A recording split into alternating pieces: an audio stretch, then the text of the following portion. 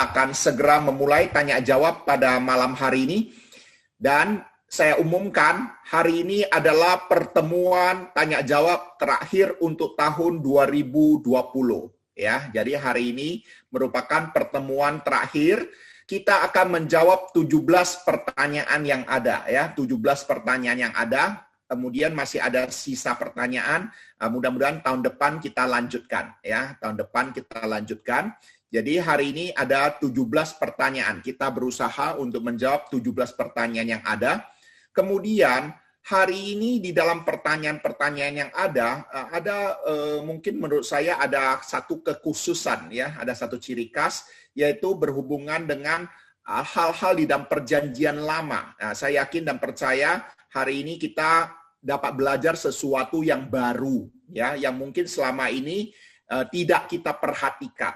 Ya, jadi ini sebuah kesempatan yang baik juga, bukan hanya untuk mendengar pertanyaan kita, tetapi kita juga boleh belajar tentang hal-hal di dalam perjanjian lama yang bisa dibilang sesuatu yang cukup perlulah ya untuk kita ketahui. Ya, mari kita akan segera memulai di dalam acara tanya jawab kita pada malam hari ini. Kita berdoa, ya, mari kita berdoa. Bapa kami yang bertata di dalam kerajaan surga, terima kasih Tuhan sudah memberkati di dalam pelayanan tanya jawab hingga pada saat sekarang ini. Tuhan, hari ini di dalam pertemuan terakhir di tahun 2020, kami bersyukur Bapa untuk segala pembelajaran yang boleh Tuhan berikan bagi kami.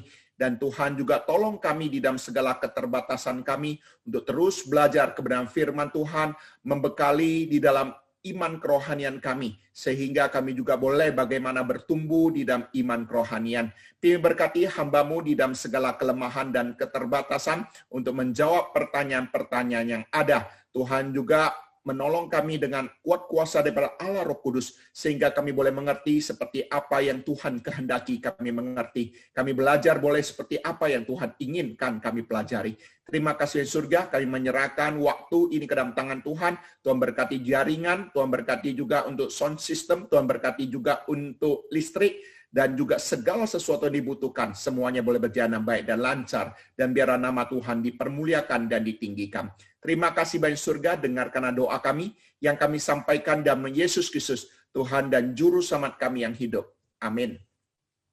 Baik, kita akan lanjutkan tanya jawab kita minggu yang lalu ya. Kemudian ada beberapa pertanyaan-pertanyaan yang baru ya. Jadi kita hari ini akan berusaha menjawabnya. Ya, jadi hari ini ada 17 pertanyaan yang akan kita sama-sama pelajari. Ya, baik, pertanyaan pertama, bagaimana melihat apakah seseorang itu dipenuhi Roh Kudus atau tidak? Karena ada pendeta yang pernah mengatakan seseorang tidak punya Roh Kudus, padahal dia seorang Kristen. Bukankah kalau kita menerima Yesus sebagai juru selamat seharusnya Roh Kudus hadir di dalam kita? Bagaimana kita disebut tidak punya Roh Kudus? Apakah hal demikian mungkin? Mohon penjelasannya. Terima kasih. Baik, ini pertanyaan yang sudah sering juga dipertanyakan, ya, berkenaan tentang Roh Kudus, ya, tentang Roh Kudus. Nah, hari ini kita bisa percaya kepada Tuhan Yesus adalah benar oleh karena karya daripada Roh Kudus. Kalau Roh Kudus tidak berkarya di dalam kehidupan kita, adalah sangat tidak mungkin kita bisa diberikan kesempatan mendengarkan Injil daripada Tuhan dan mengerti dan menerima Yesus sebagai Tuhan dan Juru Selamat hidup kita. Karena kita tahu iman pemberian daripada Allah, karya daripada Roh Kudus. Nah, itu benar. Nah, namun bagaimana kita bisa melihat seseorang itu dipenuhi Roh Kudus atau tidak? Nah, untuk hal itu coba kita perhatikan di dalam Alkitab memberitahu pada kita Matius 12 ayat 33. Matius 12 ayat 33 firman Tuhan katakan, "Jikalau suatu pohon kamu katakan baik, maka baik pula buahnya. Jikalau suatu pohon kamu katakan tidak baik, maka tidak baik pula buahnya. Sebab dari buahnya pohon itu dikenal." Jadi di sini kita bisa melihat apakah seseorang itu ada Roh Kudus atau tidak adalah dari buah-buah yang dihasilkan di dalam kehidupan dia. Nah, Kalau dia memiliki Roh Kudus, pasti dia menghasilkan buah Roh Kudus di dalam kehidupan dia. Itu ciri yang tidak bisa dipungkiri. Seseorang yang memiliki Roh Kudus, dia pasti akan menghasilkan buah roh di dalam kehidupan dia. Nah, apa itu buah roh? Nah, kita sudah tahu lah ya, Galatia 5 ayat 22-23. Tetapi buah roh, R-nya huruf besar, buah Roh Kudus, yaitu kasih, sukacita, damai sejahtera, kesabaran, kemurahan, kebaikan, kesetiaan, kelemah lembutan, penguasaan diri. Tidak ada hukum yang menentang hal-hal itu. Jadi dari ayat firman Tuhan ini kita bisa melihat seseorang memiliki Roh Kudus atau tidak bisa ditandai dengan apakah dia memiliki kasih di dalam kehidupan dia, ada sukacita, damai sejahtera, kesabaran, kemurahan, kebaikan dan sebagainya. Ya, jadi di sini memberitahu kepada kita tentang seseorang yang dipenuhi Roh Kudus dan memiliki Roh Kudus. Nah, ini juga seringkali saya sudah ingatkan, ya. Di dalam buah Roh Kudus ada kata penguasaan diri, bukan tidak sadar diri atau pingsan-pingsan. Nah, kalau Alkitab katakan penguasaan diri, berarti dia bisa mengontrol dirinya, bisa mengendalikan dirinya, dan dia bisa sadar akan keadaan dirinya. Nah, jadi kalau orang yang dipenuhi Roh Kudus lalu pingsan-pingsan, lalu tidak tahu apa-apa seperti orang kerasukan, maka itu sudah jelas bukan dari Roh Kudus. Itu saya selalu harus tegaskan mengatakan, ya, bahwa seseorang yang dipenuhi Roh Kudus pasti bisa mengontrol dirinya, penguasaan diri. Nah, disinilah memberikan tanda bahwa dari buahnya kita tahu pohonnya. Ya, jadi dari apa yang kita bisa rasakan, bisa lihat, itu memberitahu kepada kita sumbernya. Ya, jadi ini secara sederhana untuk mengetahui seseorang itu memiliki Roh Kudus atau tidak. Ya, pertanyaan pertama. Pertanyaan kedua cukup kritis. Ini pertanyaan yang cukup kritis. Ini saya yakin dan percaya banyak hamba Tuhan juga tidak memperhatikan hal ini. Ya, ini sesuatu pertanyaan yang bagi saya sangat jeli sekali. Kalau dia benar-benar dari baca Alkitab bisa mendapatkan pertanyaan ini, saya harus angkat topi gitu ya. Kenapa? Ini sebuah pertanyaan teologi yang sangat-sangat luar biasa. Dia bisa menemukan ada satu hal yang perlu diketahui, yaitu mengenai apa? Usia Raja Ahazia. Ya, ada kesalahan catat di dalam Alkitab tentang usia Raja Ahazia di 2 Tawarik 22 ayat 2 dan 2 Raja-Raja 8 ayat 26. Nah, hari ini saya ingin membantu kita menjelaskan dua bagian firman Tuhan ini. Coba perhatikan baik-baik. Ya, ini banyak orang Kristen termasuk hamba Tuhan, pendeta pun tidak menyadari akan hal ini. Nah, oleh sebab itu saya salut untuk pertanyaan ini. Kalau dia dapat dari hasil pembacaan Alkitab, ini sesuatu yang luar biasa. Baik, saya akan menjawab pertanyaan ini. Nah, kalau kita perhatikan di dalam dua bagian firman Tuhan yang dikatakan, di dalam 2 Tawarik 22 ayat 2, dalam terjemahan baru dikatakan Ahazia berumur 42 tahun. Pada waktu ia menjadi raja dan setahun lamanya ia memerintah di Yerusalem. Nama ibunya ialah Atalia, cucu Omri. Oke? Nah, di sini umurnya 42 tahun. Di dalam terjemahan baru. Tetapi di dalam terjemahan bahasa Indonesia sehari-hari, di sini katakan apa? Ahazia menjadi raja pada usia 22 tahun. Dan ia memerintah di Yerusalem selama 1 tahun. Ahazia juga hidup seperti keluarga Raja Ahab, karena Atalia dan sebagainya. Jadi di sini kalau kita perhatikan, dalam terjemahan baru dan terjemahan bahasa Indonesia sehari-hari saja, dengan ayat yang sama, itu sudah punya perbedaan usia. Nah, kalau kita dibandingkan dengan 2 Raja-Raja 8 ayat 26, di dalam 2 Raja-Raja 8 ayat 26, di sini katakan ia berumur 22 tahun pada waktu ia menjadi raja dan setahun lamanya ia memerintah Yerusalem. Nama ibunya ialah Atalia, cucu Omri, Raja Israel. Jadi ini berbicara tentang kondisi yang sama, yaitu tentang Raja Ahazia. Di dalam 2 Raja-Raja 8:26 mengatakan usia daripada Ahazia menjadi raja adalah 22 tahun.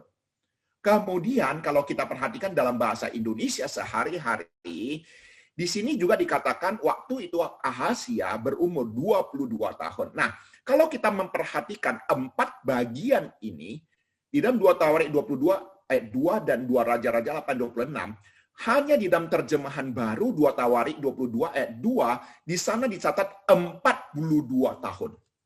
Nah, kalau begitu kesimpulannya, Ahazia menjadi raja seharusnya 22 tahun atau 42 tahun. Dengan 4 bagian firman Tuhan yang kita baca ini. Ayo teman-teman coba sekalian chat ya, saya juga sambil lihat. Ini bisa chat, bisa kelihatan chatnya nggak? Kira-kira Ahazia itu jadi raja seharusnya 22 tahun atau 42 tahun? Ayo coba jawab, kira-kira. Dengan dukungan-dukungan ayat yang ada ini. Oh, sini saya nggak bisa kelihatan juga ya. Oke, nah, Tukino bisa bantu saya? Ada yang jawab? 22, ada yang kebanyakan 22 tahun. Ada satu Oke. yang 42 Ya, tahun. ya, baik. Kalau dari dukungan yang ada, sudah jelas ini adalah 22 tahun. Lalu menjadi pertanyaan kita adalah, mengapa bisa muncul 42 tahun? Ini perlu kita sama-sama perhatikan. Nah, untuk hal itu, kita sama-sama perhatikan penjelasannya demikian. Perlu diketahui bahwa penulisan dalam bahasa atau naskah asli tidak mencantumkan titik koma, sehingga tidak ada pemenggalan kalimat untuk memahami ayat ini.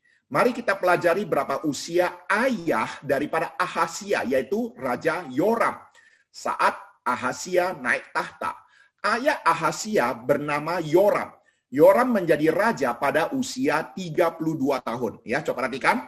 Yoram berusia 32 tahun menjadi raja. Dia memerintah 8 tahun lamanya sebagai raja di Yerusalem. Di akhir pemerintahannya, Yoram ditulahi ala penyakit usus selama 2 tahun ia menderita dan kemudian mati. Nah, dengan demikian 32 tambah 8 tambah 2. Berarti apa? Yoram mati di usia 42 tahun. Terdapat perbedaan penyusunan kata-kata dari kitab 2 Raja-Raja dan 2 Tawarik mengenai Ahazia. Jika dilihat dari bahasa asli dan melihat usia Yoram serta kejadian seputar suksesi ataupun regenerasi yang ada, maka kita bisa melihat penjelasannya demikian.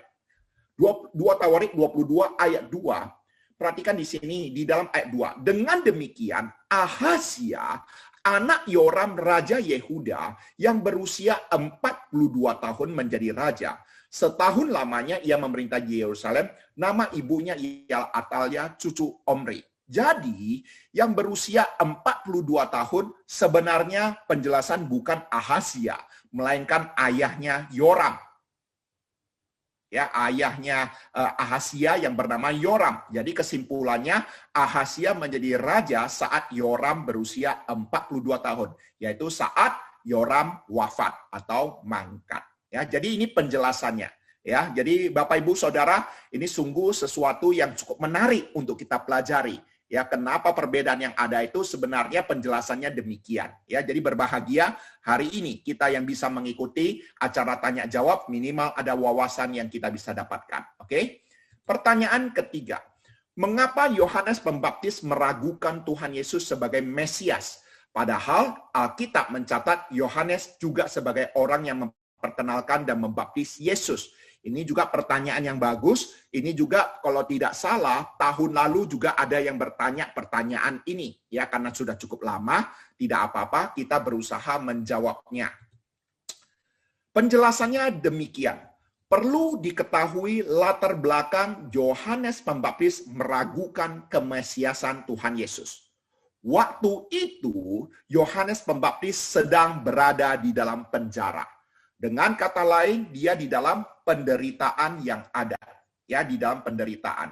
Dalam penderitaan yang ia hadapi, pemahaman dia yang terbatas tentang Yesus akan menjadi raja. Ya, kenapa saya katakan terbatas? Mungkin saja dia juga mempunyai pemahaman yang sama dengan orang-orang Yahudi yang ada pada umumnya. Ia merasa ketika berada di penjara sepertinya kegenapan Tuhan Yesus sebagai raja seperti yang diharapkan orang-orang Yahudi belum juga tergenapi. Akhirnya membuat dia ragu. Sampai kapan Ya gitu loh. Artinya sudah begitu lama dia menyaksikan Tuhan Yesus. Kenapa Tuhan Yesus belum jadi raja gitu loh. Keraguan yang dimiliki Yohanes Pembaptis dikarenakan penantian yang baginya cukup lama dan pemahamannya yang terbatas tentang Mesias. Selain itu, inilah kondisi manusia pada umumnya saat berada dalam kelemahan.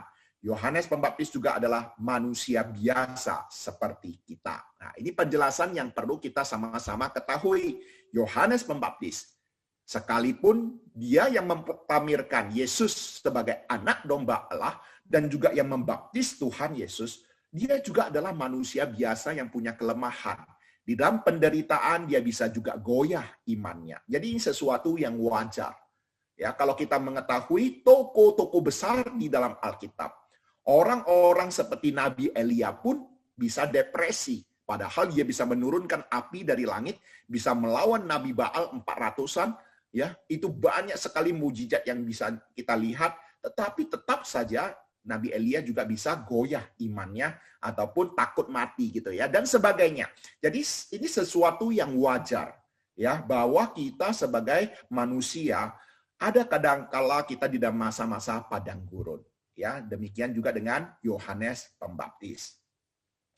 Kemudian pertanyaan keempat, apa maksud dibaptis dengan baptisan yang harus kuterima, ya harus Yesus terima dalam Markus 10 ayat 38.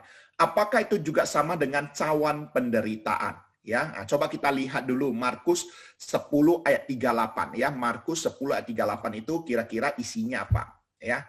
Markus 10 ayat 38, tetapi kata Yesus kepada mereka, kamu tidak tahu apa yang kamu minta. Dapatkah kamu meminum cawan yang harus kuminum dan dibaptis dengan baptisan yang harus kuterima? Jadi kalau kita tahu konteks daripada pemahaman firman Tuhan ini adalah murid-murid ya Tuhan Yesus meminta satu duduk di sebelah kiri, satu duduk di sebelah kanan.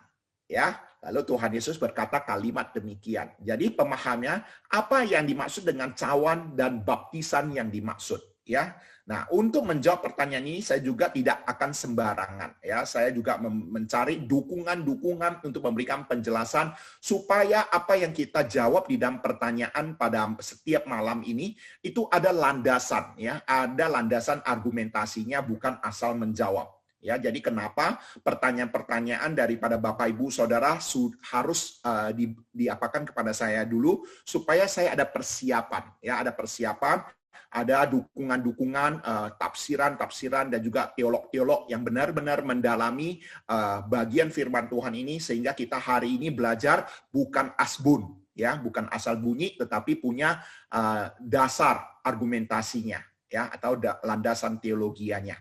Baik, untuk menjawab pertanyaan ini, saya juga mencari satu penafsir yang kita diakui lah ya, penafsir yang diakui. Nah, di sana dikatakan cawan dan baptisan menunjuk kepada penderitaan Kristus. Jadi pemahaman cawan dan baptisan di sana itu berhubungan erat dengan penderitaan Kristus, yaitu pengalaman yang seorang murid harus mampu dan rela jalani.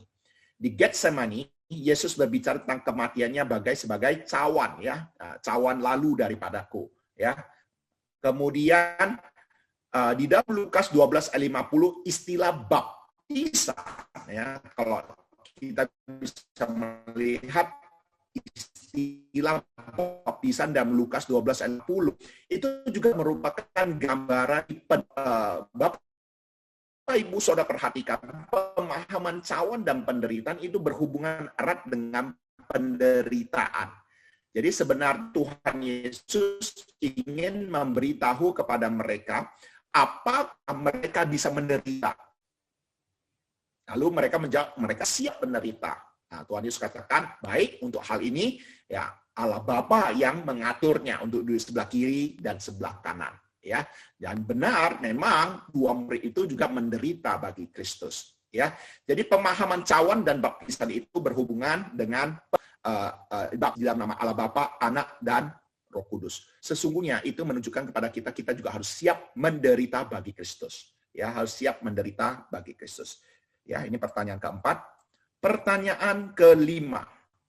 Nah, ini perjanjian lama ya di dalam kitab Taurat. Keluaran 25 ayat 7, permata krisofas dan permata tatahan untuk baju efod untuk tutup dada. Nah, jadi perhatikan di sini cukup jelas ya, batu permata ada di baju efod untuk tutup dada. Nah, pertanyaan di sini adalah baju efod ini apakah semacam baju jirah? Nah, ini juga memberikan penjelasan bagi kita ya. Banyak juga orang Kristen tidak tahu apa itu baju efod. Ya, nah kita sama-sama perhatikan apa itu baju efod. Baju efod adalah bagian dari pakaian imam yang dipakai atau diliritkan ya dalam bentuk baju pendek. Paling jelas adalah efod yang dilukiskan dalam tradisi imamat ya, Keluaran 28 ayat 6. Ini semua ada dukungan Alkitabnya. Apa yang saya bahas ini juga punya argumentasinya dari berbagai sumber, ensiklopedia dan juga ensiklopedia Alkitab ya, dan juga tafsiran-tafsiran yang ada. Sebagai pakaian resmi Imam Agung. Pakaian itu dibuat dari kain bulu domba yang warna-warni dan disulam benang emas. Pakaian itu dihias dengan batu-batu manikan dan dikenakan sebagai pakaian luar. Nah, ini contohnya. Ya, nah ini contoh gambarnya ya tentang baju efod yang dipakai oleh imam ya, imam besar gitu ya. Nah, di sini lihat di dadanya ini ada batu-batu permata yang ada. Oke. Lalu menjadi pertanyaan kita adalah baju efod ini dipergunakan waktu apa? Nah, itu mungkin perlu kita ketahui ya, bukan hanya sekedar dikenakan. Ini punya maksud ya, punya maksud di dalamnya. Nah, yuk coba kita sama-sama lihat. Baju efod digunakan untuk menanyakan petunjuk Allah yang berkaitan dengan Urim dan Tumim. Dalam kitab 1 Samuel tertulis bahwa bila Raja Saul atau Daud hendak mendapatkan petunjuk Allah, mereka meminta imam untuk membawa efod itu kepada mereka. Nah, jadi disinilah rahasianya. Untuk bagaimana mengerti petunjuk Allah, maka mereka harus bagaimana mengenakan baju efod ini. Nah, ketika berbicara tentang baju efod, ini ada dua kata, yaitu Urim dan Tumim. Ya, jadi kalau kita baca Perjanjian Lama, untuk mengerti maksud dan petunjuk Allah, maka tidak terlepas di dalam kitab Taurat kita melihat ada Urim dan Tumim. Nah, sekarang menjadi pertanyaan kita adalah, apa itu Urim dan Tumim? Ini juga sesuatu yang cukup penting untuk kita sama-sama pelajari. Ini istilah di dalam Perjanjian Lama yang juga perlu kita sama-sama perhatikan. Nah, untuk menjawab pertanyaan ini, saya juga berusaha untuk menjawabnya, ya. Yaitu saya ambil dari media yang bisa dipercaya, yaitu media online daripada Lembaga Alkitab Indonesia. Ya, jadi sini ada logo Alkitab, Lembaga Alkitab Indonesia. Dengan kata lain, kalaupun dia salah menjelaskan, itu bukan tanggung jawab saya, ya. Jadi ini ada tanggung jawab yang ya saya rasa LAI kita bisa percaya lah ya, satu lembaga Alkitab Indonesia, dan dia menjelaskan tentang Urim dan Tumim ini. Ya, saya juga tidak akan sembarangan kutip dari artikel-artikel lain. Saya melihat kira-kira argumentasi dari sumber yang bisa dipercaya, dan saya pikir media online LAI ini bisa dipercaya. Nah, disinilah saya mendapatkan penjelasan tentang Urim dan Tumim. Nah, inilah yang ingin kita sama-sama ketahui. Urim dan Tumim merupakan suatu alat atau bantu undi yang digunakan oleh imam besar maupun para imam untuk mendapatkan petunjuk dari Allah. Batu undi ini dapat dibedakan melalui warna maupun tulisan yang digoreskan padanya. Urim dan Tumim adalah dua benda ceper, pipih, satu sisi dari keduanya disebut Urim berwarna putih yang asal katanya aral, diartikan sebagai terang, sedangkan satu sisi lain disebut Tumim berwarna hitam dari kata tamam, artinya sempurna. Kedua batu undi ini diletakkan pada tutup dada imam besar, yaitu dalam ya efod tadi ya, mungkin ya baju efod tadi ya, dalam suatu kantong yang diikatkan baju efod. Melalui Urim dan Tumim, imam dapat menerangkan kehendak Allah kepada pemimpin maupun kepada umat. Ya.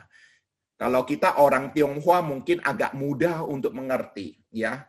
Seperti itu kalau mereka sembahyang itu apa namanya, puak poya, ya sejenis begitu, ya sejenis begitu. Tapi kita nggak tahu, ya itu pemahamannya ya. Nah, ini penjelasannya seperti yang kita mengerti sembayangnya orang Tionghoa itu, budaya Tionghoa itu tentang puak poi ya. Puak poi itu bahasa Indonesia apa puak poi aku nggak ngerti juga ya. Yang penting kita ngerti lah ya puak poi ya. Nah, ini penjelasan demikian. Nah, bentuknya begini. Pipi ya. Nah, cara mempergunakannya adalah dengan melemparkan keduanya hingga terjatuh ke bawah untuk mendapatkan jawaban. Waktu Daud meminta bimbingan, ia mengajukan pertanyaan langsung guna memperoleh jawaban ya atau tidak. Hal ini mengisyaratkan bahwa Urim dan Tumim berbentuk undian. Apabila kedua batu tersebut jatuh sisi Urim putih di atas, maka jawabannya berarti ya. Jika keduanya jatuh dengan sisi Tumim di atas, maka jawabannya tidak. Namun jika keduanya jatuh dengan masing-masing sisi Urim dan Tumim, maka tandanya tidak ada jawaban dari Allah. Maksudnya satu hitam, satu putih, berarti tidak ada jawaban. Ya. Setelah kematian Daud dan Urim dan Tumim, Urim dan Tumim sudah tidak digunakan lagi. Atau jelas sudah tidak digunakan sebelum masa pembuangan. Jadi dengan kata lain, penggunaan Urim dan Tumim setelah meninggalnya Daud tidak dipergunakan lagi. Jadi mohon Bapak Ibu Saudara jangan salah mengerti ya. Jangan sampai nanti Bapak Ibu Saudara pulang ke rumah buat begitu untuk jadi pokpoi gitu ya, untuk mengerti kehendak Tuhan. Saya tidak bertanggung jawab. Ya, saya hanya menjelaskan ini yang kejadian terjadi waktu di dalam kehidupan Daud dan Saul mengerti kehendak Tuhan. Oke? Jadi untuk mengerti kehendak Tuhan di zaman sekarang ini apa? Melalui firman Tuhan, melalui isi Alkitab. Waktu zaman Daud belum ada Alkitab. Ya, belum ada prinsip-prinsip yang bisa dipelajari ya. Jadi hari ini kita sudah bisa mengerti kehendak Tuhan dengan benar dan pasti. Oleh karena apa? Sudah ada prinsip-prinsip firman Tuhan yang tercatat di dalam Alkitab sudah cukup jelas ya. Jadi berdasarkan prinsip-prinsip di dalam Alkitab firman Tuhan itulah kita mengambil keputusan. Ya, jadi harus bisa dibedakan ya. Jangan dipergunakan untuk sekarang ini. Ya, itu saya harus tegaskan ya.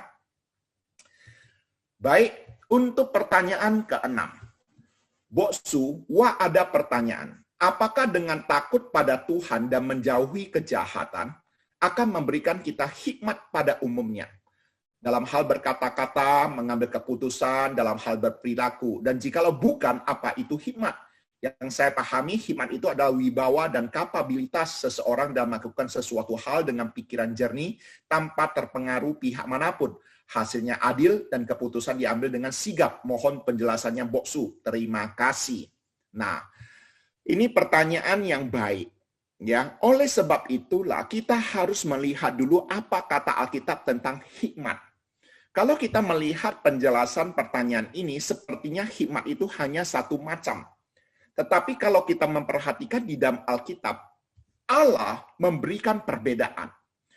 Ya, nah kita akan melihat dukungan Alkitab tentang adanya perbedaan hikmat daripada Allah dan hikmat daripada dunia. Ya, jadi kita harus bisa bedakan dulu. Hikmat Allah dan hikmat dunia itu bedanya di mana? Ya, untuk menjawab pertanyaan tadi ya, nanti kita baru ambil kesimpulan. Oke. Nah, sekarang coba perhatikan dukungan Alkitab tentang adanya perbedaan hikmat Allah dan hikmat dunia. Ya, nanti coba rekan-rekan coba lihat apa bedanya. Ya, saya harap rekan-rekan kan bisa jawab chat ya, nanti Tukino bantu saya lihat apa bedanya hikmat Allah dan hikmat daripada dunia. Oke, perhatikan. 1 Korintus 2 ayat 6. Sungguh pun demikian kami memberitakan hikmat di kalangan mereka yang telah matang, yaitu hikmat yang bukan dari dunia ini. Dan yang bukan dari penguasa-penguasa dunia ini, yaitu penguasa-penguasa yang akan ditiadakan. Coba perhatikan. Di sini ada penjelasan hikmat yang bukan dari dunia ini. Yang bukan dari penguasa-penguasa dunia. Oke? Nah, ini sebenarnya justru membedakan hikmat Allah dan hikmat dunia. Kemudian di dalam 1 Korintus 2 ayat 7, tetapi yang kami beritakan ialah hikmat Allah.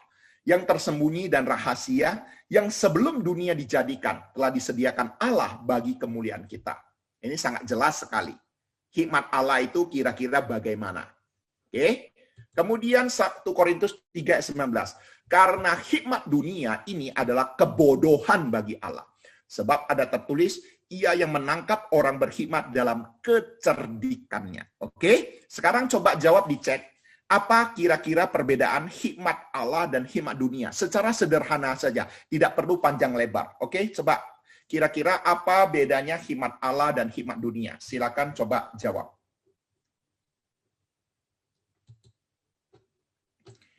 Ini heran saya punya chat nggak bisa lihat ya. Tadi minimize kan. Sekarang nggak bisa lihat. Oke. Tukino sudah ada yang jawab apa bedanya hikmat Allah dan hikmat dunia? Belum, masih kosong. Masih kosong. Oke. Nggak ada yang jawab. Rekan-rekan ada yang beda apa bedanya hikmat Allah dan hikmat dunia? Nah, sebenarnya di sini kita bisa melihat dalam 1 Korintus 2 ayat 6, hikmat yang bukan dari dunia ini, hikmat Allah. Dan yang bukan dari penguasa-penguasa dunia ini, yaitu penguasa-penguasa yang akan ditiadakan.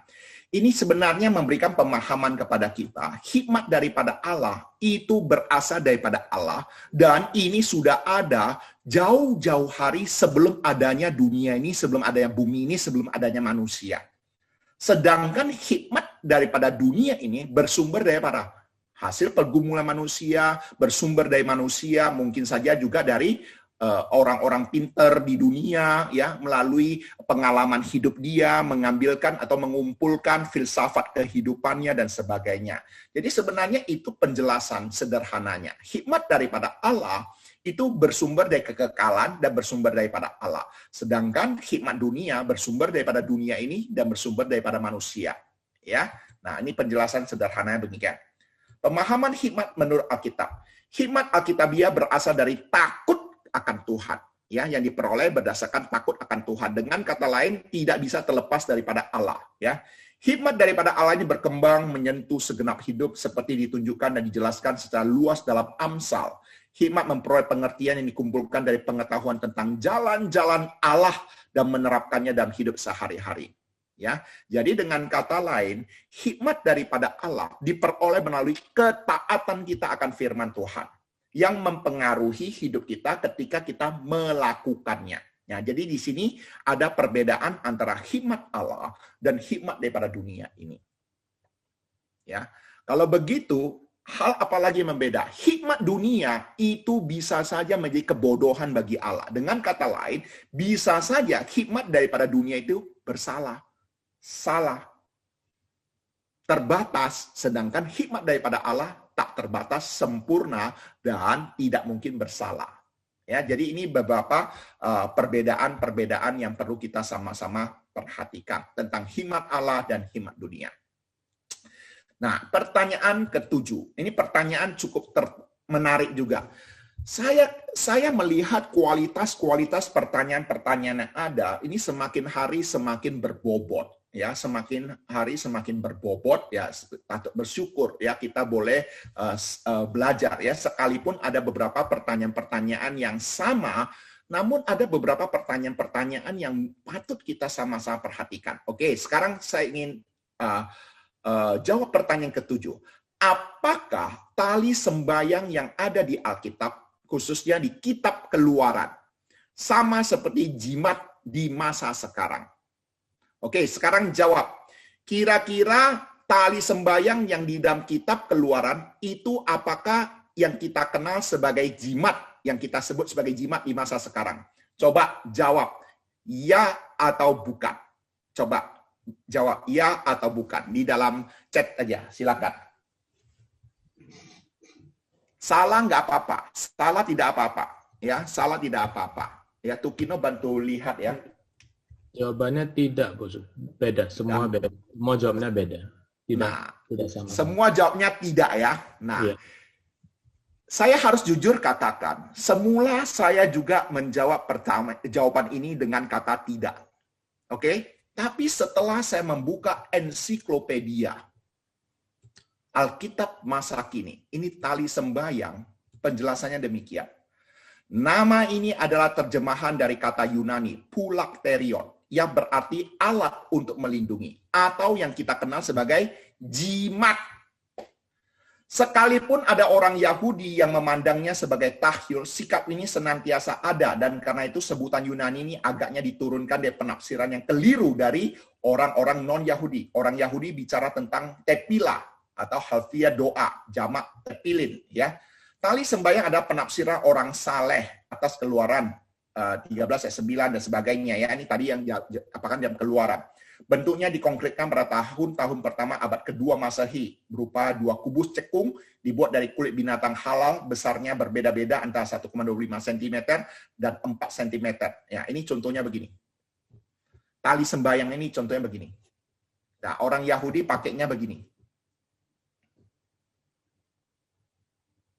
Ya, jadi pemahaman ini bisa dikenal juga untuk istilah kita sekarang ini sebagai jimat. Ini di dalam ensiklopedia menjelaskan demikian. Ya, nah, memang saya juga sepertinya tidak sulit ya untuk mengerti hal ini ya, tetapi kenyataannya demikian.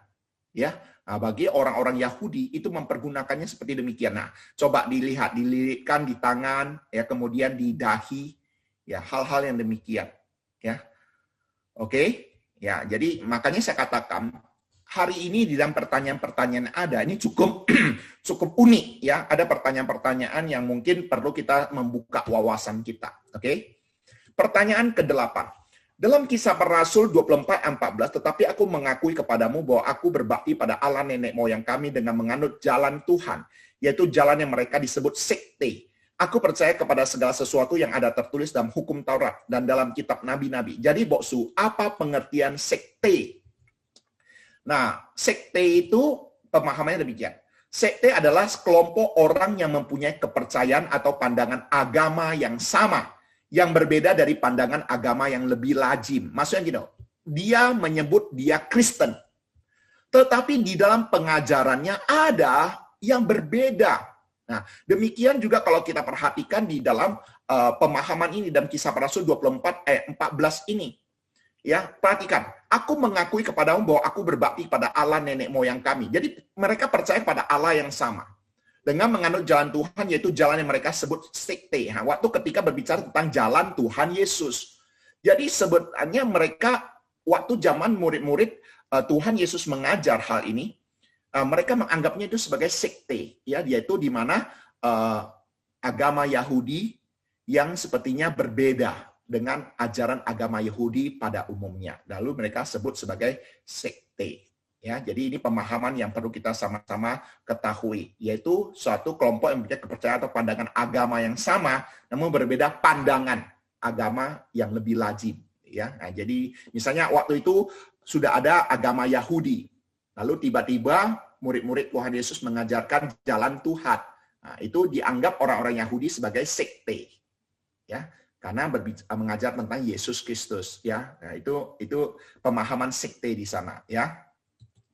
Kemudian yang ke-9, ini pertanyaan cukup panjang, ya. Matius 2 ayat 11, maka masuklah mereka ke dalam rumah itu dan melihat anak itu bersama Maria, ibunya, lalu sujud menyembah dia. Mereka pun membuka tempat harta bendanya dan mempersembahkan persembahan kepadanya, yaitu emas, kemenyan, dan mur. Ya, saya rasa ini kita tidak usah bingung lagi. Ini berbicara tentang orang Majus, ya. Ya, orang Majus, ya. Kita Natal juga sering pertanyaan begini. Siapakah orang Majus itu? Dari manakah negeri asal mereka? Bagaimana kondisi negeri asal mereka? Mengapa dan bagaimanakah mereka bisa melihat dan mengikuti bintang itu? Apakah dan bagaimana bintang yang mereka lihat itu? Apakah dan bagaimana makna dari ketiga persembahan orang Majus itu? Ya, maksudnya emas, kemenyan, dan mur itu punya makna apa? Gitu ya. Kemudian apakah mereka menyadari bahwa mereka sembah itu adalah Tuhan? Apakah dengan demikian Injil sudah mulai diberitakan keluar Bethlehem, keluar Israel?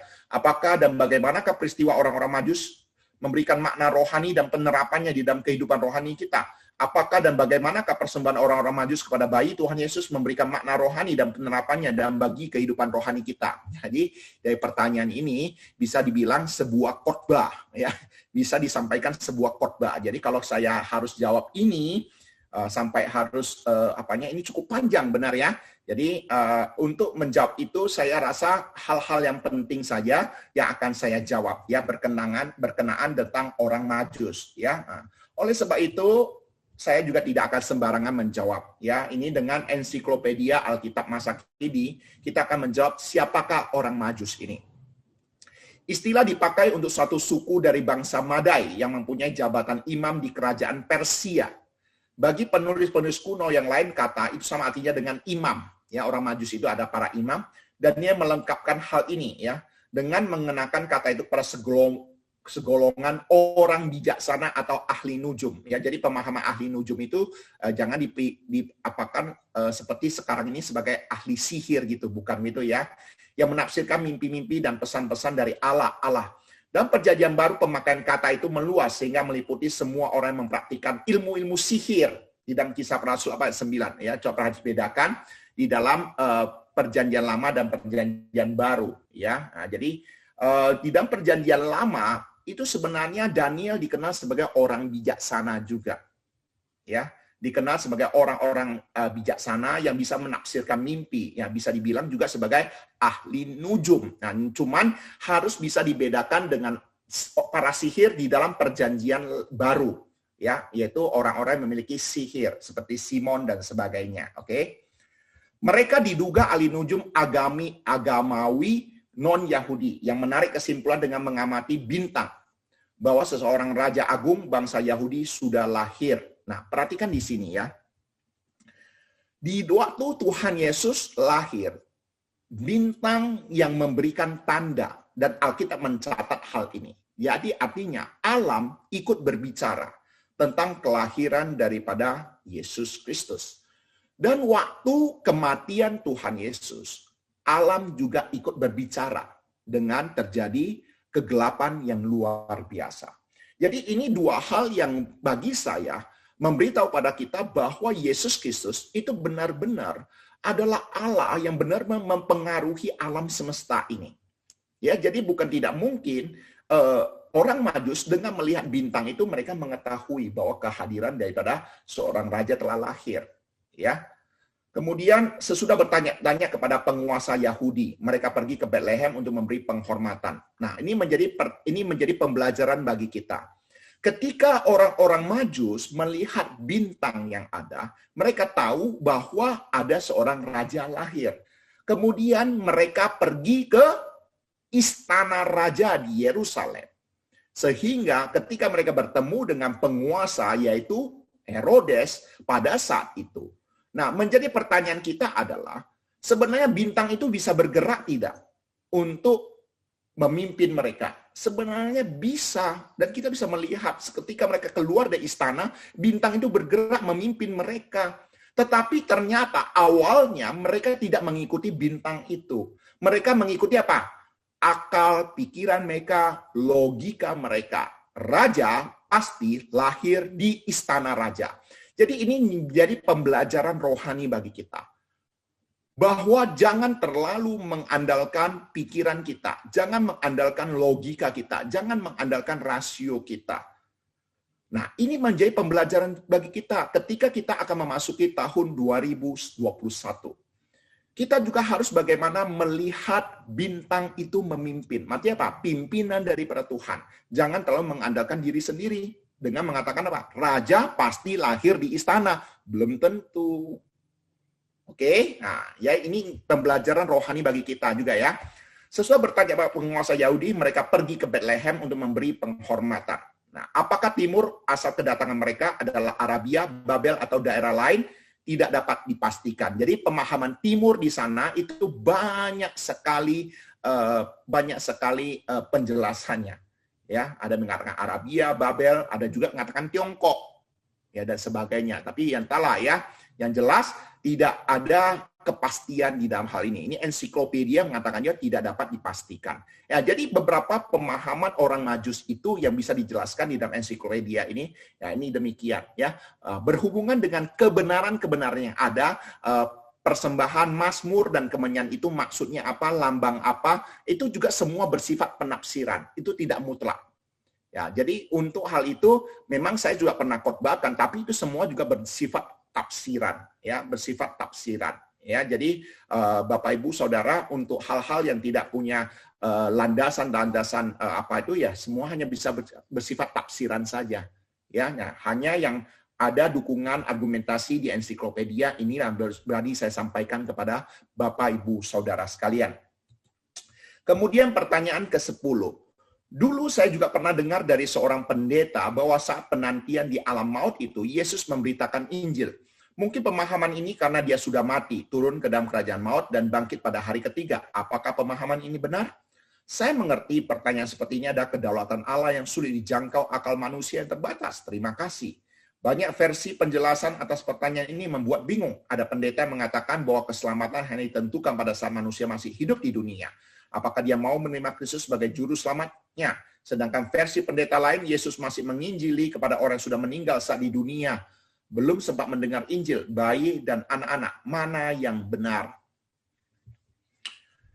Nah, saya kembali menegaskan perbedaan pandangan, perbedaan penafsiran itu sesuatu yang pasti bisa.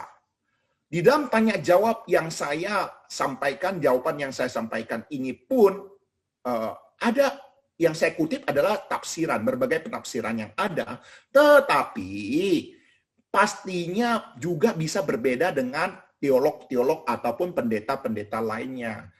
Namun, perbedaan yang ada ini justru menambah wawasan dan membuka wawasan kita.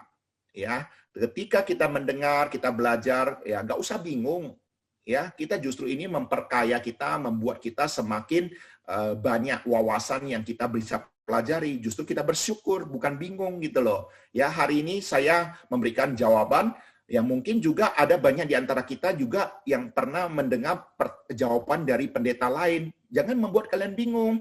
Justru saya ingin kalian membuat kalian bersyukur, menambah satu wawasan dan argumentasi-argumentasi yang ada. Oke? Nah, sekarang saya ingin tanya tentang pengabaran Injil kepada orang yang mati ataupun roh-roh orang yang sudah meninggal dunia. Ini ada dukungan Alkitabnya demikian.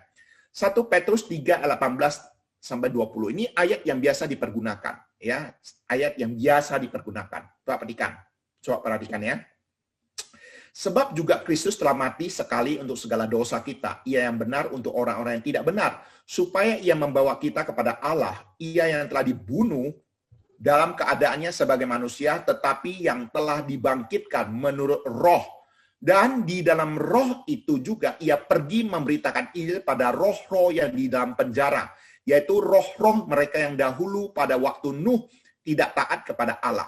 Ketika Allah tetap menanti dengan sabar waktu Nuh sedang mempersiapkan baterainya, di mana hanya sedikit, yaitu 8 orang yang diselamatkan oleh air bah itu. Nah, jadi kalau kita perhatikan adalah benar, Yesus ketika meninggal dunia 3 hari, dia turun ke dalam kerajaan maut. Lalu yang menjadi pertanyaan kita adalah, apa maksud memberitakan Injil di sana? Kepada orang-orang zaman Nuh, di mana waktu itu hanya 8 orang yang selamat, berarti semua yang lain binasa. Lalu, apakah Tuhan Yesus memberitakan Injil di sana tujuannya untuk supaya mereka yang meninggal dunia di zaman Nuh itu diselamatkan? Kalau Tuhan Yesus memberitakan Injil waktu itu kepada alam maut, supaya mereka diselamatkan, saya yakin dan percaya semuanya pasti percaya Tuhan Yesus. Semuanya pasti selamat. Namun argumentasi yang benar bukan demikian. Memberitakan Injil yang dimaksud di sana bukan lagi kesempatan supaya mereka memperoleh keselamatan. Bukan demikian. Nah, coba perhatikan. Ini penggunaan kata memberitakan Injil. Memberitakan, ini ada istilah Yunani keruso, yang berarti mengproklamirkan atau mengumumkan, memproklamirkan pada bagian terkait. Sedangkan di dalam 1 Petrus 4 ayat 6, di sana juga ada kata memberitakan Injil. Kata kerjanya adalah ini, evangelizo, ya, atau dalam bahasa Yunaninya, evangelis gitu ya, dalam bahasa Inggrisnya, yang merujuk secara eksklusif pada memberitakan Injil. Sedangkan keruso itu digunakan untuk proklamasi Injil. Dengan kata lain, Yesus memproklamasikan bahwa apa yang sudah dijanjikan oleh Allah kepada umat manusia dari keturunan perempuan ini akan lahir seorang yang akan meremukkan kepala ular, itu sudah tergenapi. Ya, apa yang saya katakan itu adalah janji Allah kepada Adam dan Hawa. ketika mereka jatuh ke dalam dosa, Allah sudah menubuatkan kedatangan daripada Yesus Kristus, yaitu keturunan perempuan. Ya, saya sudah sampaikan ya, dalam dunia ini yang benar-benar keturunan perempuan hanya Yesus Kristus. Ya, Adam tidak punya ayah, tidak punya ibu. Hawa hanya melalui laki-laki tanpa perempuan. Kita ini melalui laki-laki dan perempuan. Sedangkan Yesus hanya melalui perempuan tanpa laki-laki. Jadi yang benar-benar keturunan perempuan hanya Yesus Kristus saja. Nah, jadi waktu Tuhan Yesus turun ke dalam kerajaan maut, itu memberitahu kepada kita, dia memproklamasikan Injil, dia memproklamasikan kabar baik. Adalah benar, kabar baik Injil sudah tergenapi. Melalui apa? Kematian Yesus Kristus di atas kayu salib. Sehingga dia berkata apa? Tetelestai, sudah selesai. Apa yang sudah dinubuatkan di dalam perjanjian lama oleh Allah, sudah tergenapi melalui dirinya yang mati di atas kayu salib. Jadi pemahaman memberitakan Injil di sana adalah sebagai proklamasi Injil, bukan lagi memberikan kesempatan untuk selamat. Ya, jadi saya rasa ini penjelasan saya. Oke. Kemudian pertanyaan ke-11. Selamat pagi, Boksu. Shalom, dalam kitab Wahyu ada sepertinya dua macam meterai. Tanda yang diberikan pada dahi manusia. Yang pertama di dalam Wahyu 7 ayat 3, yang kedua di dalam Wahyu 13 ayat 16 sampai 17. Apakah meterai yang pertama itu? Apakah tanda yang kedua itu? Bagaimana membedakan keduanya? Ini mengenai meterai di dahi, di dalam pertemuan minggu lalu sudah saya jawab. Ya, apa tanda di dahi itu? Apakah itu baptisan? Jawabannya bukan, ya. Nah, itu sudah saya jawab di pertemuan minggu lalu. Nah, sekarang kita melihat di dalam Wahyu 7 dan juga Wahyu 13, ya. Coba kita lihat dua bagian firman Tuhan ini dulu. Coba lihat ketika kita baca dua bagian firman Tuhan ini, coba kita lihat ini dua bagian firman Tuhan berbicara hal yang sama atau tidak, ya. Wahyu 7 ayat 2 ayat 3, dan aku melihat seorang malaikat lain muncul dari tempat matahari terbit.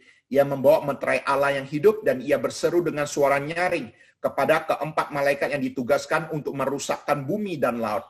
Katanya, janganlah merusakkan bumi atau laut atau pohon-pohon sebelum kami memeteraikan hamba-hamba Allah kami pada dahi mereka. Oke. Sedangkan Wahyu 13 ayat 16 sampai 17 di sana katakan, dan ia menyebabkan sehingga kepada semua orang, kecil atau besar, kaya atau miskin, merdeka atau hamba, diberi tanda pada tangan kanannya atau pada dahinya. Dan tidak seorang pun dapat membeli atau menjual selain daripada mereka yang memakai tanda itu, yaitu nama binatang itu atau bilangan namanya. Nah, kalau kita melihat dua bagian firman Tuhan itu, tanda yang diberikan itu sebenarnya tujuannya sama atau tidak? Tujuannya sudah jelas berbeda. Diberikan kepada orang yang sama atau tidak? Justru berbeda. Oke? Nah, perhatikan baik-baik. Ya. Nah, penjelasannya demikian. Nah, ini juga punya dukungan. Saya juga tidak akan sembarangan. Apa yang saya jawab ini juga dari tafsiran. Ya, tafsirannya ada.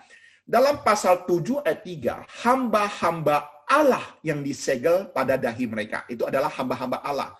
Sedangkan pasal 13 ayat 16 menyebut tanda-tanda sebagai antikristus. Ya, jadi ada perbedaannya. Yang di dalam pasal 7 ayat 3 ada hamba-hamba Allah, pasal 13 ayat 16 itu adalah tanda antikristus. Antikristus akan berusaha untuk memperoleh kuasa total atas dunia ekonomi. Semua orang harus menyembahnya dan menerima suatu tanda pada tangan atau dahi mereka agar dapat membeli atau menjual dan menunjukkan para pengikut agama dunia yang diperkenalkan oleh antikristus itu. Mereka menolak tanda ini akan dikejar untuk dibunuh. Nah, ini beberapa tafsiran kondisi yang ada. Ya, makanya sekarang bisa muncul kan, itu kan ada bilang chip lah, ada yang bilang 666 lah dan sebagainya. Itu semua bermula dari apa? Tafsiran-tafsiran yang ada tentang hal ini. Bahwa nanti suatu saat tiba, yaitu ada penguasaan ekonomi. Artinya monopoli ekonomi dunia yang terjadi. Ini penafsiran-penafsiran yang terjadi.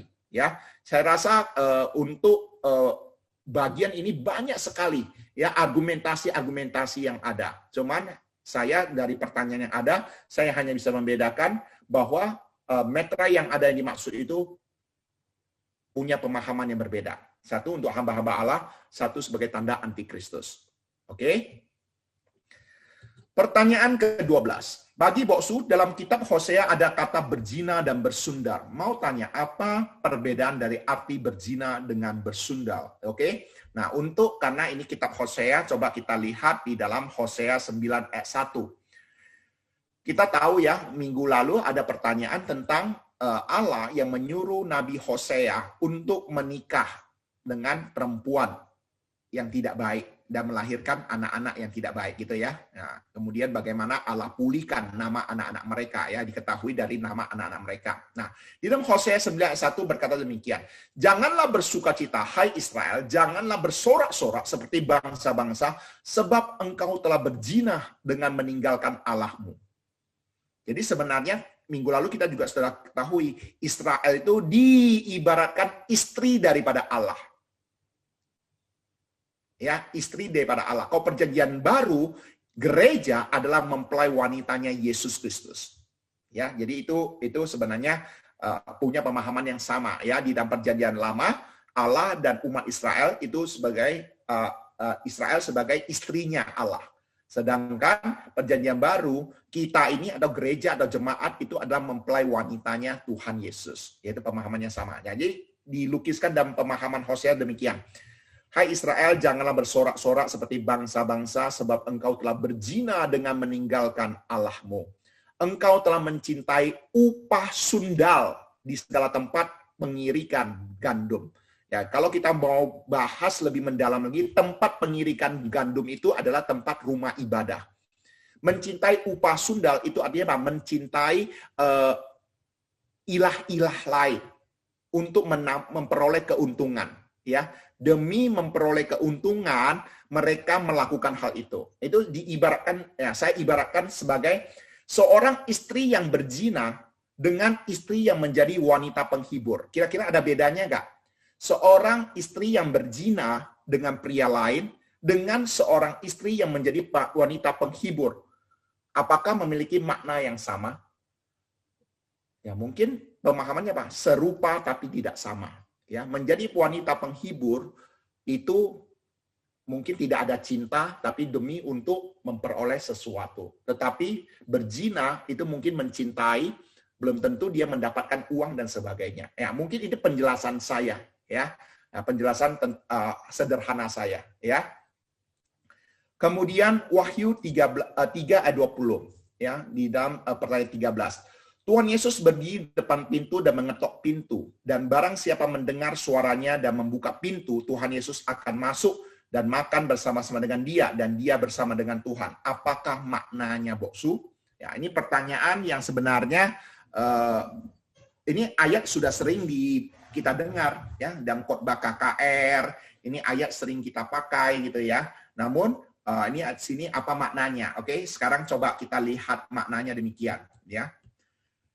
Kalau kita ketahui konteks bagian firman Tuhan itu kita perlu ketahui ya. Dalam kelimpahan, kemakmuran, dan keduniawiannya, jemaat di Laodikia telah menyingkirkan Tuhan Yesus Kristus dalam perhimpunannya. Undangan Kristus yang diucapkannya dari luar pintu merupakan suatu ajakan untuk bersekutu dengan setiap orang yang mau bertobat dan mengatasi keadaan suam-suam kuku secara rohani. Ya, jadi kalau kita mengetahui jemaat di Laodikia itu orang-orang yang berada. Namun di dalam kehidupan mereka sesungguhnya tanpa mereka sadari mereka telah menyingkirkan Tuhan Yesus dan membiarkan Tuhan Yesus berdiri di luar pintu rumah mereka. Oke? Kristus melalui firman dan rohnya dengan penuh rahmat berkenan untuk datang mengetuk pintu hati orang-orang berdosa. Namun ia mendapati pintu ini tertutup baginya. Hati manusia secara kodrati tertutup bagi Kristus. Ketika ia mendapati hati tertutup, ia tidak segera menarik diri, tetapi menunggu untuk bermurah hati. Orang-orang yang terbuka kepadanya akan menikmati hadiratnya. Ia akan makan dengan mereka. Ia akan menerima apa yang baik dalam diri mereka. Dan ia akan membawa bersamanya bagian yang terbaik dari jamuan itu. Inilah maknanya untuk kita sekarang ini. Ya, tadi penjelasan untuk jemaat di Laodikia. Sedangkan pemahaman ini memberitahu pada kita untuk orang-orang di zaman sekarang ini. Bahwa Tuhan Yesus menanti kita, membukakan pintu hati kita untuk membiarkan Tuhan Yesus masuk di dalam hati kita, menjadi Tuhan di dalam kehidupan kita. Ya, menjadi raja dan Tuhan di dalam kehidupan kita. Ya, jadi ini pemahaman makna daripada Wahyu 3 ayat 20. Nah, di sini ada juga jelaskan Wahyu 3, 15 dan 16, aku tahu segala pekerjaanmu, engkau tidak dingin dan tidak panas. Alangkah baiknya jika engkau dingin atau panas. Jadi engkau suam-suam kuku dan tidak dingin atau panas. Aku akan memuntahkan engkau darinya. Ya. Apakah itu suam-suam kuku? Bagaimana kondisi jemaat di Laodikia sehingga dikatakan oleh Tuhan Yesus demikian. Jadi intinya apa sih yang dimaksud dengan suam-suam kuku? Itulah intinya gitu ya. Penjelasan demikian. Jemaat di Laodikia sebenarnya jemaat yang tidak berkekurangan dari segi materi. Mereka adalah orang-orang sukses. Tetapi dalam kekayaan dan kesuksesan mereka, jemaat ini belum berhasil untuk hidup benar. Hidup iman mereka mengalami stagnasi bagai sebuah barang. Mereka hanya tampak indah dari bungkusnya, tetapi busuk isinya. Di zaman modern ini, orang Kristen yang pasif, stagnan, dan suam-suam kuku mungkin jauh lebih banyak persentasinya jika dibandingkan dengan zaman dahulu. Apalagi dengan kemajuan ekonomi sebuah bangsa atau kemakmuran manusia. Kenyamanan materi mungkin lebih disukai daripada pertumbuhan rohani. Banyak orang Kristen yang lebih tertarik pada soal memperoleh berkat Tuhan daripada berusaha hidup menurut perintahnya. Mereka itu tidak menyadari bahwa orang yang benar-benar beriman tidak hanya sekedar ikut-ikutan, tetapi harus giat memuliakan nama Tuhan. Nah, ini menjadi pembelajaran rohani bagi kita. Kadangkala ketika orang hidup susah, dia bisa setia kepada Tuhan. Ketika menghadapi kesulitan yang berat, dia bisa setia bagaimana hidup intim dengan Allah. Tetapi ketika hidupnya sudah mapan, sudah kaya, sudah banyak kesibukan yang ada, dia tidak lagi begitu mementingkan keintiman dia dengan Kristus. Nah, hubungan yang demikian itulah yang dikenal sebagai suam-suam kuku. Yang mana tidak benar-benar dengan sungguh-sungguh dengan berhubungan dengan Tuhan. Mau bilang dingin, tidak dingin, ya mau bilang panas juga tidak panas. Itu loh. Nah, ini banyak terjadi bagi orang-orang yang sudah sukses kehidupan dia. Ya, ini juga menjadi perhatian bagi kita. Hari ini kita belum sukses, ya, masih jadi pekerja. Wah, kita rajin memberikan perpuluhan. Ya, kita setia, gaji kita masih kecil, kita rajin memberikan perpuluhan. Coba waktu kita sudah jadi pengusaha besar, coba apakah kita masih setia memberikan perpuluhan kita? Dulu kita rajin bersaat teduh. Numpang tanya, setelah kita sukses, banyak kesibukan, apakah waktu untuk Tuhan masih juga terjaga? Nah, hal-hal yang demikian itulah menjadi perhatian bagi kita. Oleh sebab itu, pemahaman suam-suam kuku itu apa? Artinya kita harus benar-benar sungguh-sungguh. Jangan sampai ya nggak dingin, nggak panas gitu loh ya pemahamannya ya. Jadi pemahaman yang harus kita sama-sama ketahui.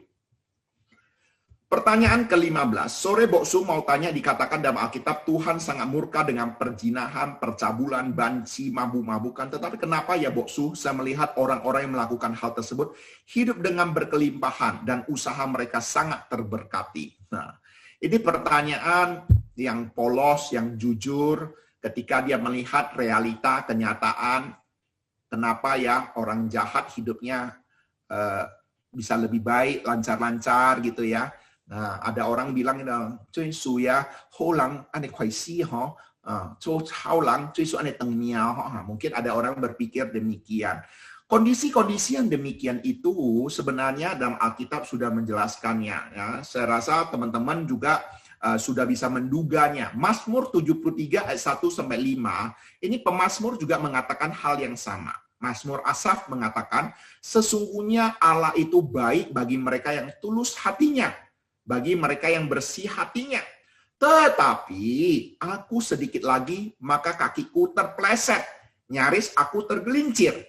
Sebab aku cemburu kepada pembual-pembual kalau aku melihat kemujuran orang-orang fasik atau orang-orang jahat. Ya, sebab kesakitan tidak ada pada mereka, sehat dan gemuk tubuh mereka. Mereka tidak mengalami kesusahan manusia, dan mereka tidak kena tulah seperti orang lain. Nah, jadi sebenarnya apa yang dikatakan oleh pertanyaan tadi itu sama dengan pemazmur. Kenapa orang jahat kehidupannya baik-baik, sepertinya diberkati, mujur, gemuk-gemuk, sehat-sehat, tidak kena tulah, tidak sakit, dan sebagainya. Nah, ketika pemazmur mengatakan hal ini, di dalam pasal yang sama, Mazmur 73 ayat 16-19 memberikan jawaban kepada kita. Tetapi ketika aku bermaksud untuk mengetahuinya, hal itu menjadi kesulitan di mataku. Ya, benar, secara mata jasmani ini sulit untuk dimengerti. Sampai aku masuk ke dalam tempat kudus Allah dan memperhatikan kesudahan mereka. Sesungguhnya di tempat-tempat licin kau taruh mereka. Kau jatuhkan mereka sehingga hancur. Betapa binasa mereka dalam sekejap mata, lenyap, habis oleh karena kedahsyatan. Inti yang ingin saya sampaikan dari bagian firman Tuhan ini adalah apa? Jangan terlalu cepat ambil kesimpulan di dalam kehidupan. Karena kehidupan yang sesungguhnya bukan berhenti di dunia ini, tetapi di dalam kekekalan. Oke? Saya rasa ini cukup jelas ya. Nah, jadi apa yang kita hadapi dengan kasat mata itu benar, demikian bisa demikian. Tetapi ingat, kehidupan kita yang sesungguhnya bukan dunia ini, tetapi di mana sampai tempat kudus Allah di dalam kerajaan surga, di dalam kekekalan kita akan menyaksikan yang sesungguhnya. Oke? Pertanyaan ke-16. Yerusalem dikepung oleh Sanhedrin. Pertanyaan apa yang disebut Sanherib lah, Sanherib ya di dalam Alkitab di pasal tersebut. Pemahaman Sanherib ya. Oke, Sanherib adalah raja dari Asyur. Ia terkenal oleh hasil karya kemiliteran dan kebudayaannya. Penting bagi sejarah Alkitab adalah perlawatan perangnya ke Syria dan Fenisia maupun ke Palestina. Ya, ini waktu zaman Raja Hizkia yang terpaksa harus dihentikan sebelum saatnya. Akhirnya Sanherib ini dibunuh oleh para putranya. Ya, jadi ini beberapa biografi lah ya, kondisi siapa itu Sanherib, ya Sanherib. Kemudian pertanyaan ke-17. Ya, ini pertanyaan yang juga patut untuk kita sama-sama ketahui. Matius 22 ayat 11 sampai 14. Ketika raja itu masuk untuk bertemu dengan tamu-tamu itu, ia melihat seorang yang tidak berpakaian pesta. Ia berkata kepadanya, "Hai saudara, bagaimana engkau masuk kemari dengan tidak mengenakan pakaian pesta?" Tetapi orang itu diam saja. Lalu kata raja itu kepada hamba-hambanya, "Ikatlah kaki dan tangannya dan campakkanlah orang itu ke dalam kegelapan yang paling gelap. Di sanalah akan terdapat ratap dan ketak gigi. Sebab banyak yang dipanggil tetapi sedikit yang dipilih." Pertanyaannya ada dua. Apakah dimaksud dengan pakaian pesta pada perumpamaan itu? Pertanyaan kedua, apakah dimaksud dengan banyak yang dipanggil tetapi sedikit yang dipilih? Nah, untuk pertanyaan pertama ini banyak sekali penafsirannya. Ya, saya kumpulkan minimal ada 3 dulu. Ya, ada 3 tafsiran tentang pakaian pesta. Ya, ada banyak sekali tafsiran. Ya, pemahaman pakaian pesta ini. Oke. Yang pertama, pakaian pesta adalah simbol yang mewakili kelayakan bagi kerajaan. Kurangnya kelayakan tersebut jelas merupakan kesalahan yang disengaja dan tidak perlu dijelaskan lagi. Maksudnya gini, kalau Anda mau pergi pesta, haruslah pakai pakaian yang layak untuk pergi pesta. Jadi ini berbicara tentang kelayakan. Ya, ini tafsiran pertama. Kemudian Saint Agustinus mengatakan bahwa pakaian pesta itu adalah perbuatan cinta kasih. Ya, ini tafsirannya tentang cinta kasih. Sedangkan tafsiran yang ketiga, pakaian pesta itu melambangkan satu syarat mutlak untuk dapat memasuki kerajaan. Dengan demikian yang dilambangkan adalah jubah kebenaran yang disediakan Allah di dalam kasih karunia-Nya untuk manusia melalui iman. Jadi, yang dimaksud dengan pakaian pesta itu adalah apa? Kasih karunia yang daripada Allah melalui iman. Kalau kita mau masuk ke dalam kerajaan surga, kita harus berdasarkan kasih karunia yang daripada Tuhan, yaitu melalui iman. Nah, untuk 3 tafsiran ini, saya lebih memilih jawaban yang ketiga. Karena pemahaman pakaian pesta di sana adalah kasih karunia daripada Allah, kita diselamatkan oleh karena iman. ya. Jadi ini penjelasannya, pemahaman pakaian pesta. Kemudian pemahaman banyak dipanggil, sedikit dipilih. Banyak dipanggil tapi sedikit dipilih artinya banyak yang diundang untuk mendengarkan Injil. Tetapi tidak semua meresponinya dengan benar untuk hidup berpadanan pada Injil Kristus. Tidak melakukan sepenuhnya panggilan untuk melakukan kehendak Tuhan, akhirnya mereka binasa. Misalnya gini, ketika kita mengadakan KKR siswa, sebenarnya hamba Tuhan sudah menawarkan setiap jemaat ataupun setiap siswa-siswi untuk percaya Tuhan Yesus. Untuk memanggil mereka. Tetapi apa? Hanya sebagian saja yang mereka mau menerima Yesus sebagai Tuhan dan Juru Selamat hidup. Padahal panggilan keselamatan ditawarkan kepada semuanya. Tetapi yang benar-benar mau menerima Yesus sebagai Tuhan dan Juru Selamat hanya segelintir orang. Padahal firman yang ditaburkan sama, cara penaburan sama, waktu penaburan sama, orang yang menaburkan sama, tetapi kenapa respon bisa berbeda? Nah ini loh, ya tergantung apa? Tanahnya. Ya, benih yang ditaburkan sama, orang yang menaburkan sama, tetapi ada yang batu, ada yang semak duri, ya, namun ada yang tanah subur gitu ya. Jadi hal-hal demikiannya memberitahu pada kita Pak, tergantung hatinya, tanah itu subur atau tidak. Ya, jadi Bapak Ibu Saudara dikasih Tuhan, inilah 17 pertanyaan yang sudah saya jawab ya kepada Bapak Ibu Saudara. Nah, sekarang masih ada waktu. Saya akan beratukino untuk meresponi ataupun memimpin ya acara tanya jawab selanjutnya. Silakan. Oke, terima kasih Bosu ya. Teman-teman ada yang mau ditanyakan lagi untuk tambahan atau untuk merespon dari jawaban-jawaban yang diberikan oleh Acun Bosu? Pertanyaannya banyak ya, 17 pertanyaan dikebut dalam 1 jam 14 menit. Jadi ada. Ya, silakan. Ada yang mau ditanyakan lagi teman-teman? Silakan, bisa diketikkan atau di-unmute aja, langsung bertanya juga bisa. Sambil menunggu seperti biasa ya. Ada yang mau ditanyakan?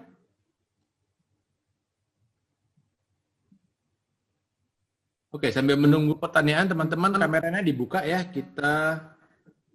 Oke, ada satu pertanyaan. Mungkin bisa dijawab dulu ya.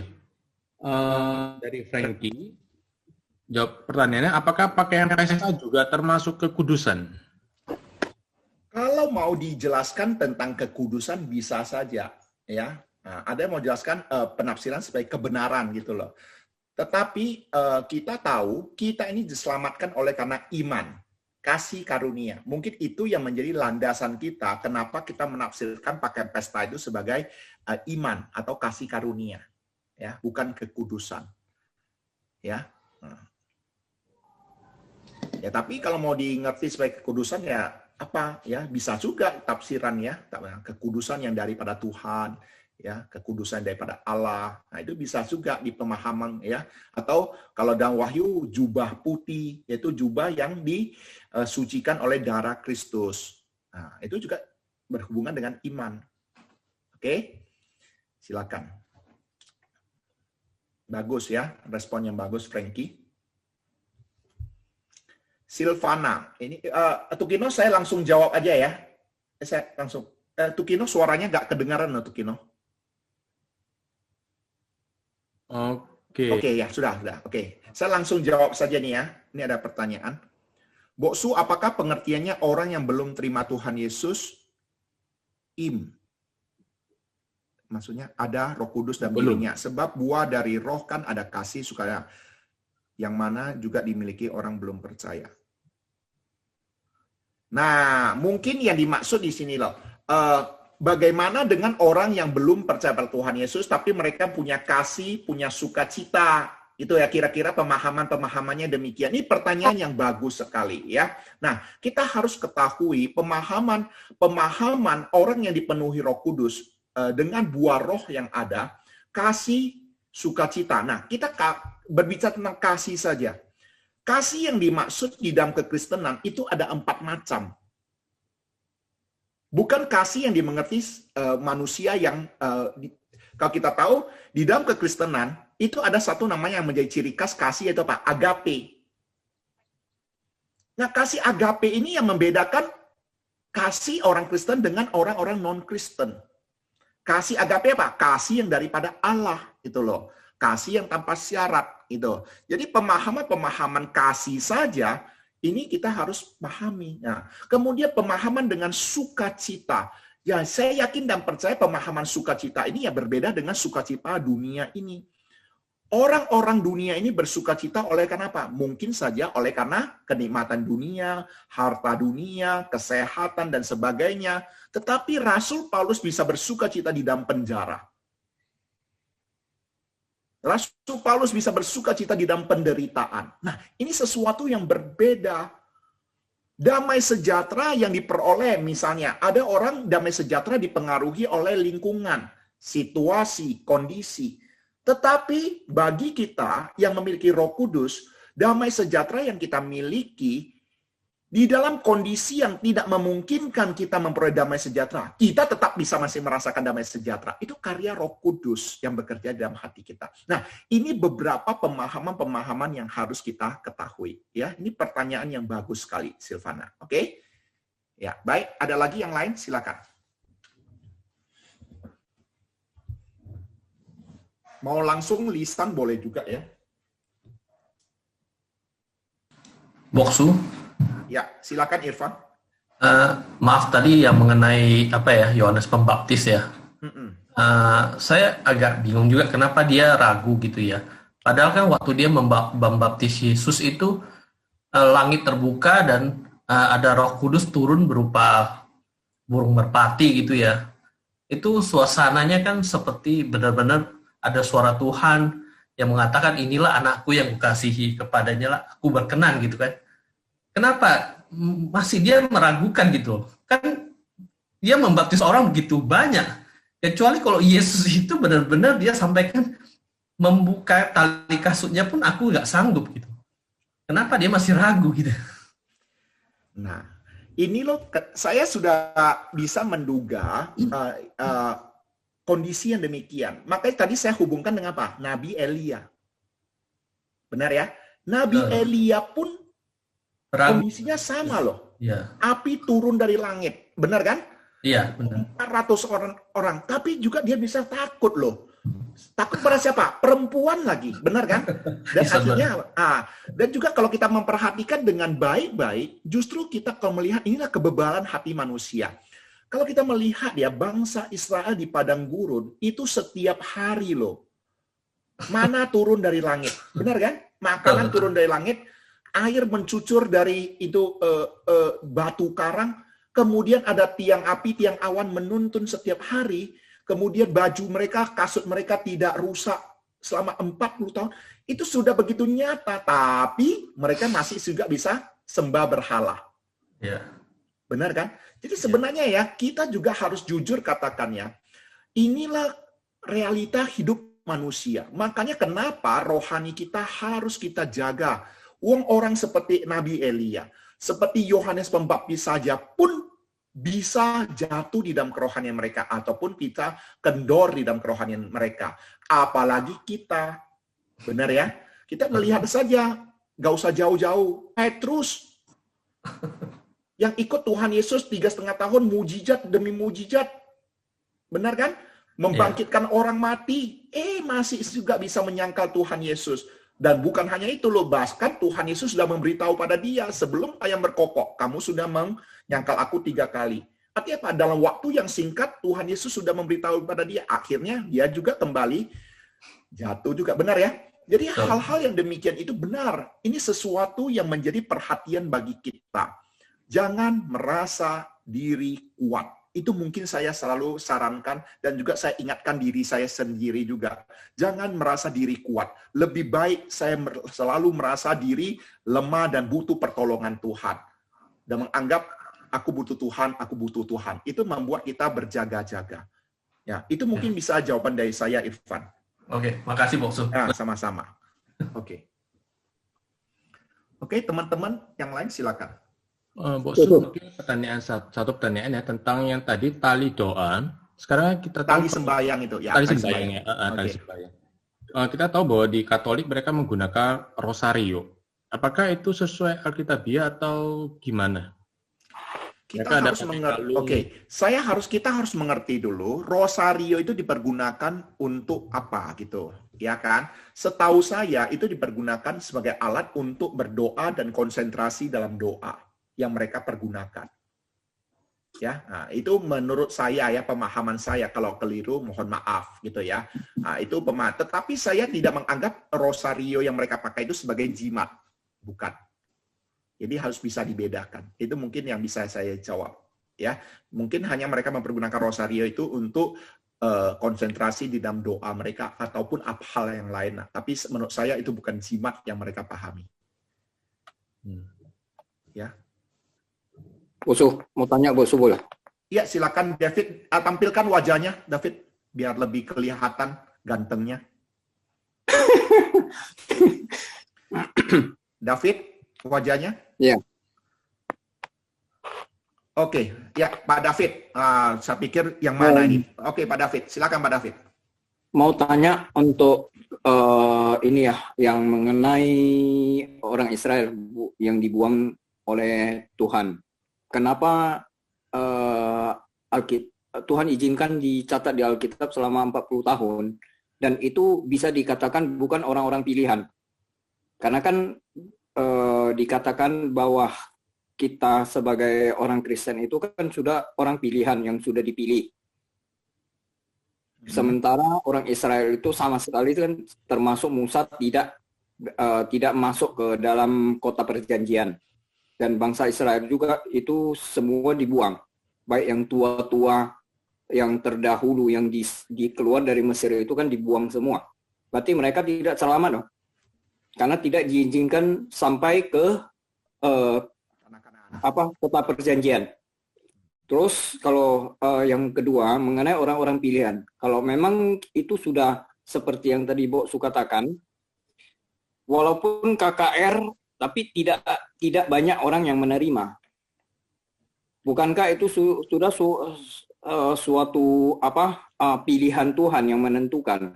Termasuk seperti Yudas diizinkan dicatat di Alkitab. Itu pertanyaan saya.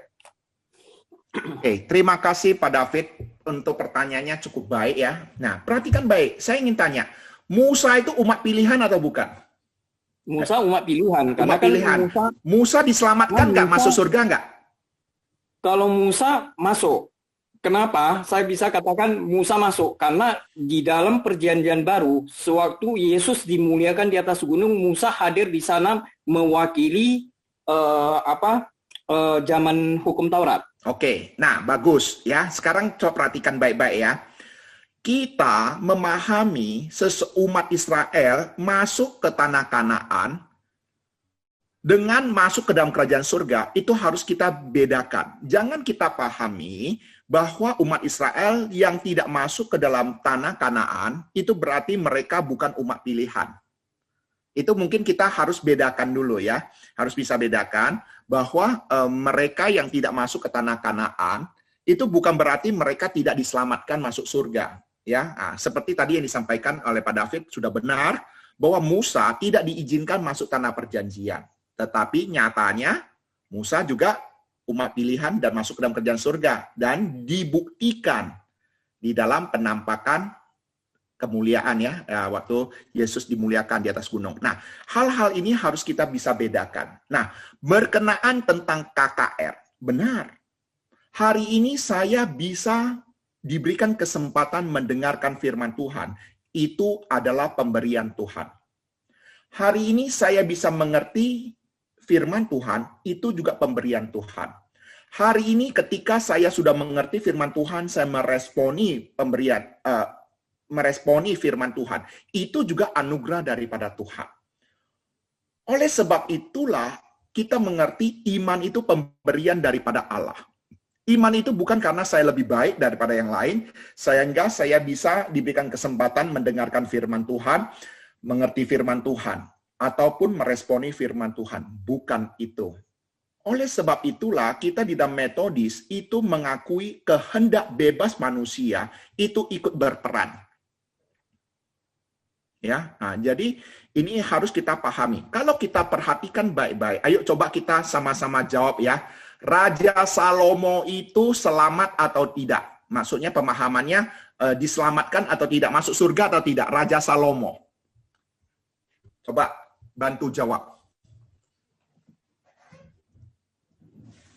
Raja Salomo.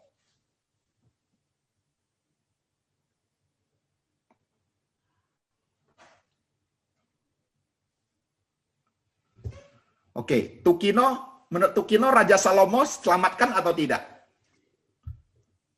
Selamat. Diselamatkan.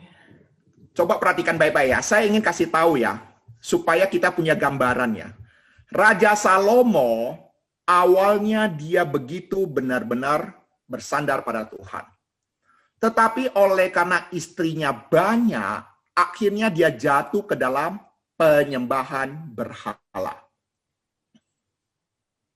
Ya, dan oleh akibat itulah Tuhan menghukum Raja Salomo, kerajaannya terbagi, ya, menjadi pecah gitu loh. Dengan kata lain, sebenarnya Raja Salomo tidak bertobat sampai akhirnya, sehingga kerajaannya terbagi. Menjadi pertanyaan saya adalah, kalau Raja Salomo selamat, ini konsekuensinya apa? Dia meninggal dunia di dalam penyembahan berhala. Ini menjadi pertanyaan kita yang harus kita ketahui. Ya, bahwa Raja Salomo ini sepertinya dia kan penyembah berhala. Hanya saja kenapa Tuhan memberkati Raja Salomo di dalam kepemimpinan dia? Jawabannya karena Daud. Janji daripada Allah kepada Daud. Itu yang membuat Raja Salomo bisa tetap megah, makmur. Oleh kenapa? Allah mengingat akan janjinya kepada Raja Daud. Nah, namun di dalam kehidupan rohani daripada Salomo sendiri, kita bisa melihat sesungguhnya di akhir kehidupan dari Raja Salomo, dia jatuh kepada dosa penyembahan berhala. Nah, ini menjadi pertanyaan teolog. Kalau kita melihat banyak sekali perdebatan. Raja Salomo selamat atau tidak? Gitu loh. Ya, jadi mohon, ini pertanyaan sudah saya sampaikan, jangan ditanya kepada saya lagi. Ya, karena ini menjadi pertanyaan yang juga menjadi perdebatan para teolog juga. Raja Salomo sebenarnya diselamatkan atau tidak?